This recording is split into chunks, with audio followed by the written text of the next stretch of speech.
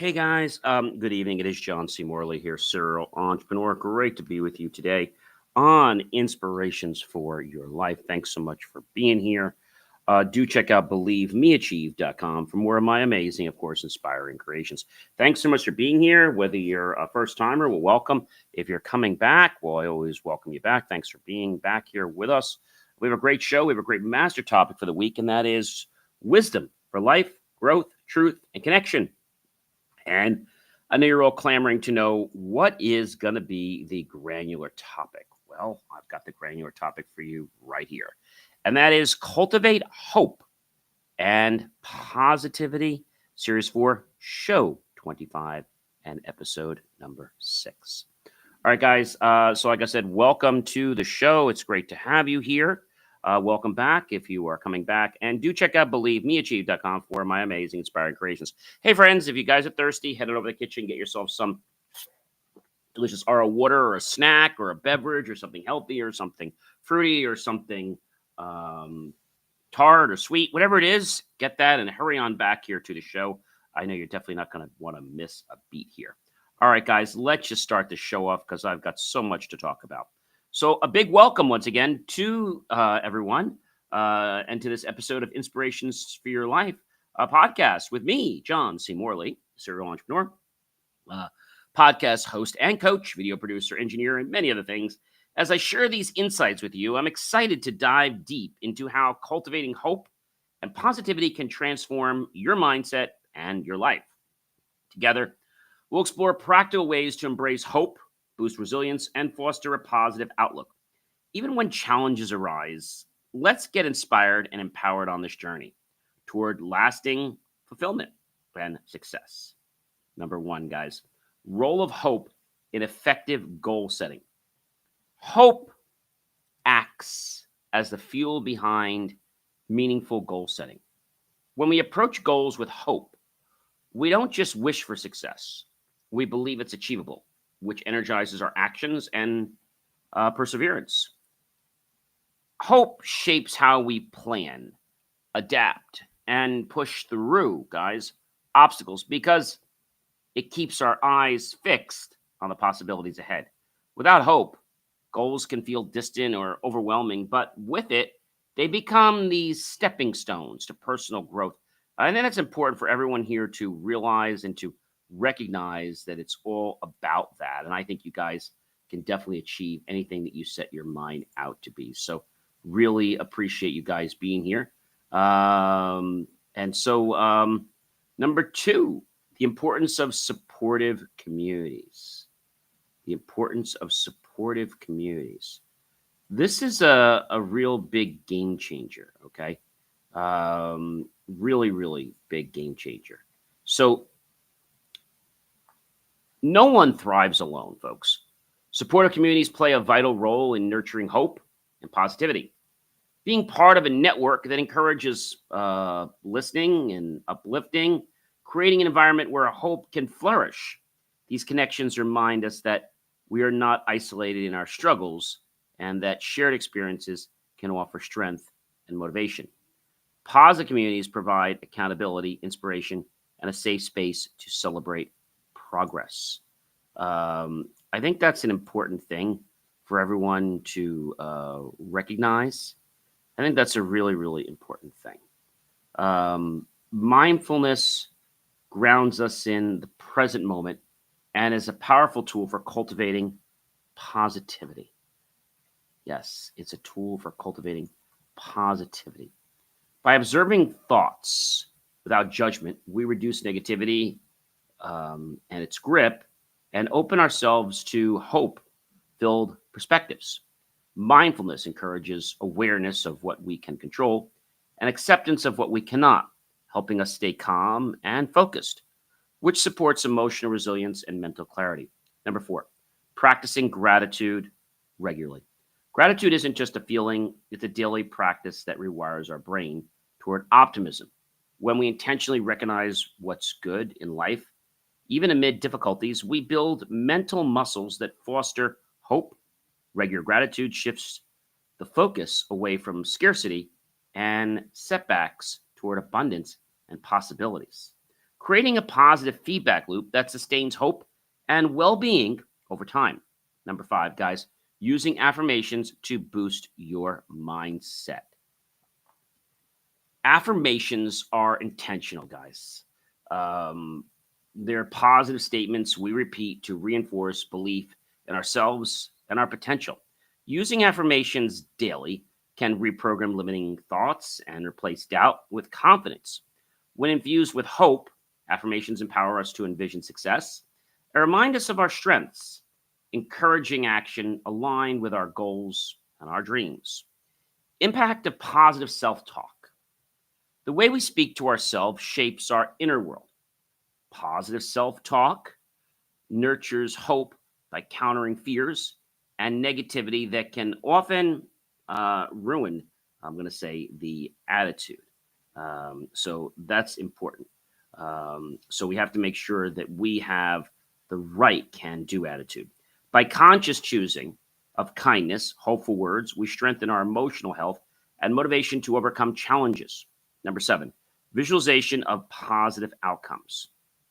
So this is a real important one. Visualization is a technique where we vividly imagine desired outcomes, engaging our senses and emotions to bring goals to life mentally. This hopeful practice increases motivation and prepares our mind to recognize opportunities. Seeing success in our mind's eye helps bridge the gap between dreams and reality, making positive results feel more attainable and real.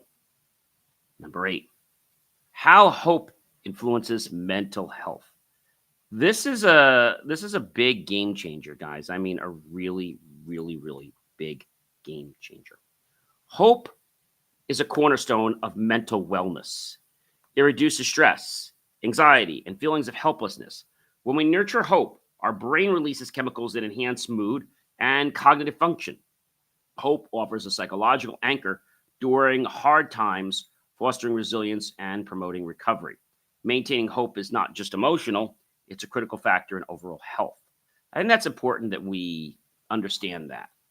Number nine, encouraging hope in others. Spreading hope to others amplifies its power. When we support and uplift those around us, we create a ripple effect of positivity and resilience. Encouraging hope fosters community, strength, and mutual empowerment, reminding everyone that even in darkness, there is light to guide the way. Acts of kindness, listening, and sharing of stories where we overcome and inspire collective hope is important. But I think sometimes people don't do it because they need that kick, to get up and do it. I think that's really important to understand. Um, all right, number 10, managing setbacks with optimism. Setbacks are inevitable, but hope helps us respond with optimism rather than defeat. When we view challenges as temporary and solvable, we are more likely to learn and grow from them. Optimistic hope transforms failures into opportunities for insight, allowing us to bounce back stronger and maintain more forward momentum on our journey. Number 11, the role of hope in motivation and persistence. This is, guys, got to be one of my favorites because I know so many people that get entrapped because they can't do something. And it's not because they can't do something, it's because of what they tell themselves. I think that's a very big problem to understand. And hopefully, if you understand it, then maybe, just maybe, guys, just maybe, you'll be able to change the way you act. Okay. Change what you're doing. And that might sound easy, but it's not. It requires a little bit of work. All right. So, hope fuels the inner drive to keep going, even when progress feels slow or uncertain or even unattainable. It's the spark that ignites persistence and sustains motivation over that long haul. You know the one I mean. With hope, obstacles become less intimidating, and we remain committed to our purpose, knowing that every effort counts toward eventual success. Number 12, celebrating small wins to maintain hope. I've said before in the past that we need to be celebrating our small wins, not just our big wins. So, recognizing and celebrating small victories builds momentum and reinforces hope. These moments of success provide tangible proof that progress is happening. No matter how incremental, celebrations, even small ones, boost morale, increase confidence, and encourage us to keep striving toward larger goals with renewed energy. And I think that's something that a lot of people get stuck on because they burn themselves out and they try to do too much too fast. And then they really just run out of energy and then they just want to give up. So I think that's a huge problem, guys, a big huge problem. So here's the part of the show. I like all parts of the show, as you know, but here's a part of the show that I think you guys are going to really appreciate. So I'm going to basically give you a lesson or personal story about each point today. And it's my goal that this will help solidify, it will help transform you. It will bring you into a new light that says, you know what, anything is possible. Okay? Not impossible. Anything is possible. Writing the word impossible is the word possible. So if we think about that from a very big perspective, I think it's something that we all can learn from this, right? But sometimes in the heat of the moment, we don't. All right. I think this is an important thing to understand. And I hope that these stories that I'm going to share with you are not only going to inspire you, but they're going to get you to take action to achieve those aspirations and those goals. All right, let's kick this off. As I share these insights with you, I'm excited to dive very deep into how cultivating hope and positivity can transform your mindset and life. Together, I'm going to explore practical ways to embrace hope, boost resilience, and offer life examples for positive outlooks, even when challenges arise. Let's get inspired and empowered on this journey toward lasting fulfillment and success. Number one, the role of hope in effective goal setting. Years ago, when I was launching one of my first ventures, I had a dream, but barely any resources. Many said I was too optimistic, but it was hope that helped me believe the goal was within reach. Each morning, I'd visualize the finish line and tell myself it's possible. That hope fueled my late nights, my cold calls, and even my pivots when plans failed. And you know what? That same goal, once just a flicker, a tiny light of possibility, became my reality, my life, because I believed it could, and it did. Number two, importance of supportive communities. During a personal scare that I had in the family, um, it wasn't just about the doctors or medicines that were going toward a certain loved one that brought comfort. It was the messages, the calls, and the support from my community that were not directly part of the family that really helped me get through the challenges. A friend dropped off meals, another off to help with errands. That community carried us emotionally as a family, as a unit. It reminded me we rise higher when others lift us up. And when we do the same, communities are not just helpful, they're healing exponentially. Number three, mindfulness as a positivity tool. Now, I know you've heard me say that before, but I'm hoping that this example really transforms you to really, I'm going to say, a new life. Okay. Hopefully that means something to you. Um, so I remember being stuck in traffic one evening after a long day at the office. Instead of letting road rage take over, I turned on calming music, breathed deeply, and simply observed the moment. I noticed the clouds, the lights, the quietness in the car. That mindfulness, that moment completely flipped my state of mind. Since then, I've used it to bring clarity into chaos because peace is only one breath away. And when we take it and we enjoy it, we get into that flow state. Are you ready for number four? I know you are. Well, number four is a really good one that I know you're going to like, and that is practicing gratitude regularly. So the lesson here is one Thanksgiving, instead of saying what we were thankful for, I had everyone in the family write it down on a slip of paper. We put them in a jar and read them out loud. The shift in the atmosphere was instant. Gratitude grounded us not just for the holiday, but well beyond it. And I realized the practice of recognizing the good, no matter how small, it multiplies joy and strengthens hope. I think we need to do that in every community, no matter how small or large it is. Number 5, using affirmations to boost your mindset. There was a time when I was battling some self doubt after grammar school. And before a major event, I decided to do something different. So every morning for 2 weeks, I told myself, I'm prepared, I'm powerful, I inspire. By the time I took the stage for this event, those words weren't just phrases, they were my reality. The mind believes what you repeat. And when you speak with hope, you rewire your own beliefs. The impact of positive self talk. I coached a young entrepreneur who constantly said, I'm not good enough. We worked together to replace that voice with, I'm still learning and I'm improving every day. Over months, I watched him go from a timid person to a confident individual. Just from this shift, positive self talk isn't just fluffy language, it's transformative in action. Number 7, visualization of positive outcomes. Before I launched my podcast, my very first one, that is, the tech show, I used to visualize listeners around the world tuning in, finding clarity, and feeling motivated. That mental image pushed me through tech challenges and content doubts. When I later received emails from listeners in different countries, I smiled, and not out of surprise, but gratitude. I'd seen it before it happened. Number 8, how hope influences mental health. I think this is a really important one.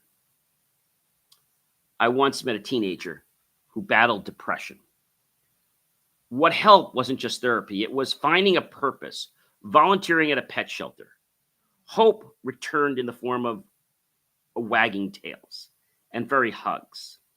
Home doesn't always arrive dramatically. Sometimes it shows up in small, meaningful interactions that remind us life can still be good. Number 9, guys, encouraging hope in others. And I know this sounds like something that's very hard. I'm going to be honest with you, it's not easy. It is not easy to understand this. And if it's not easy to understand, then sometimes people give up, but you can't give up. A colleague of mine was on the verge of giving up on his business. I sat with him not to give solutions, but to listen and to remind him of why he started his company. That conversation didn't fix everything, but it sparked just enough hope for him to keep going. Months later, his business not only survived, it thrived. When we offer hope, we help rewrite someone's story. I think that's a very important point.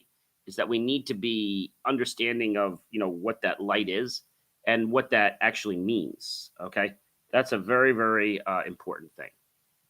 Number 10, managing setbacks for optimism. When one of my ventures had failed in the beginning, I felt like the world had collapsed on me. But instead of labeling it as a disaster, I asked myself, what's the gift in this? That question revealed lessons, partnerships, and redirection that led to even greater success. Optimism isn't denial, guys. It's powerfully choosing to see setbacks as setups for comebacks. Number 11, the role of hope in motivation and patience. Again, this is not one of those ones that you just kind of rethink once or twice and it happens. You've got to do some work. During my early podcast days, I'd release episodes and hear crickets sometimes. No feedback, no growth, but I kept showing up because I hoped, no, I believed the right ears would hear my messages. That hope sustained me through the silence, and eventually the listeners came. The persistence paid off, and it helped me as well. Number 12, celebrating small wins to maintain hope. See, every time I hit a small milestone, 100 listeners, a new client, a kind review, I made sure to celebrate that, whether it was a happy dance or a special dinner. I marked it. Why? Because those small wins remind us that we're moving forward. It might be small, but we're still moving forward. They give hope a home to grow. And over time, those little wins build a life of big success. But I think a lot of people in our world, they get very confused because they don't really know what they don't know. And because they don't know it, it's like, oh my gosh, I can't do anything because I just don't know how to handle this. And so life isn't there to confuse us. Life is there to teach us lessons. It's there to make sure that we are doing what we need to do. It's there so that we can not only pivot, but so that other people can learn from us. I don't know about you guys, but I think that's a real important thing. If we break these words apart from tonight's show, cultivate. What does it mean to cultivate? Well, for this, I'm going to jump off to our good friends, yes, Merriam-Webster, and I'm going to let you know what they say about cultivate. So according to Merriam-Webster, cultivate is a verb to prepare or prepare and use for the raising of crops, to loosen or break up the soil about growing plants, to foster the growth of, that's the one we want. Culture sense, to improve by labor, care, or study, to seek the society of making friends with. And I think when we start to understand what cultivate is, right? Now we know what hope is. And we all know what positivity is. My question is, why don't we elicit these on a daily basis? Well, we want to grow, yes, but sometimes someone or something causes our hope to be short-circuited, to be unavailable, to be busy on something else. So I think we have to draw back on our special moments, okay? We have to draw back on what we can do in life. And I think once we can draw back on life, then I think that's a very important thing. I think if we can draw back and know that there's so much potential, then where we're going is like limitless, right? But we can't be limitless if our attitude says we can only get halfway up the stairs or we only get halfway up the mountain. And so motivation is something everybody should have. But I understand why some people don't have it. They might get tied because something didn't go the right way.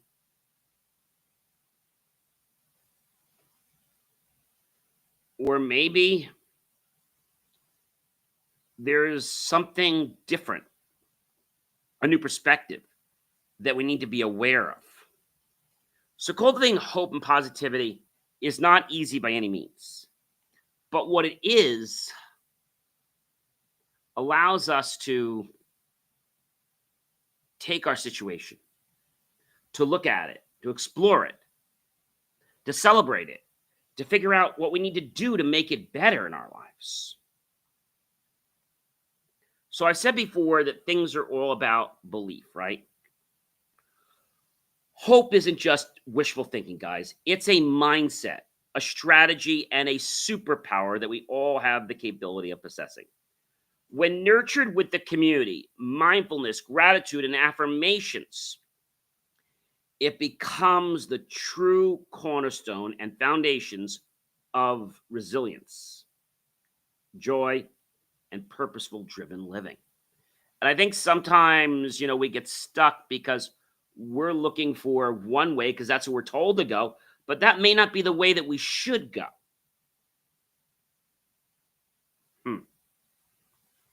So cultivating, growing, inspiring hope from within, not just you, but other people. When we're able to be hopeful, and we're able to inspire hope in others, guess what happens? It becomes a domino effect. And people want to get hopeful. People don't want to be miserable. People don't want to be sad or depressed. So when you're doing something different and people notice it, they're going to want to be involved with you. Regardless of how small or how big of a leader you are, it's because of the energy. It's because of you. It's because of your beliefs. It's because of your actions. That's key, guys. I said it's because of your actions.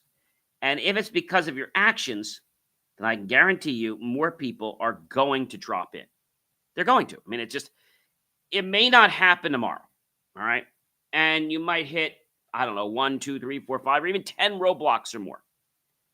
And my message to you is when you hit those roadblocks, be prepared, but don't let them take you down. Allow them to get you to be resilient, to regroup, and to go back at your goal again or your aspiration again. And again, I know this sounds like something very difficult. Your mind has to be in alignment with the universe.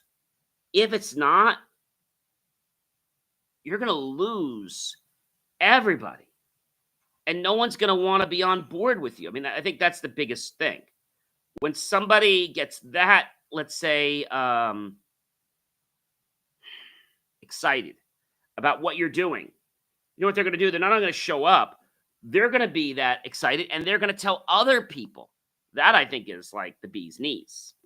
And we've talked about the bee's knees before, right? That means that's like it. But so many people I talk to say, you know what, John, I don't have time for that. I don't have time for this. Well, so you tell me you don't have time to have a better life? John, I'm just too busy. Maybe you need to realign your priorities, right? Maybe.